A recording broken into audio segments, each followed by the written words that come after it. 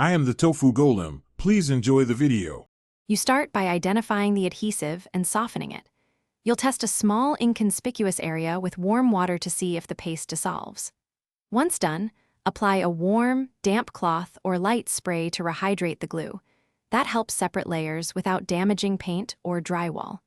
You should use a plastic scraper at a low angle to lift softened residue. Keep the surface wet so the glue continues to loosen. Make sure to wear gloves and protect floors before moving to heavier treatment. You'll escalate treatment for tougher glue by applying a dilution of fabric softener and water or a 1 white vinegar and water solution. These break down adhesive bonds. Once applied, wait a few minutes, then use a fabric steamer or heat gun on low from a safe distance to further soften the residue.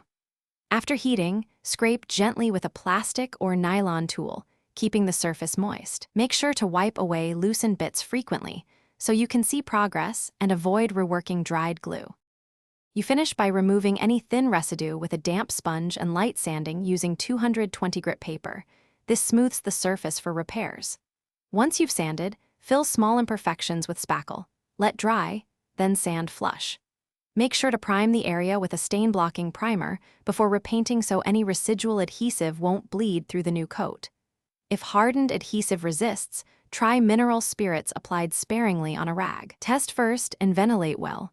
Keep a patching kit nearby for. Thanks for watching. Consider subscribing if we helped you today.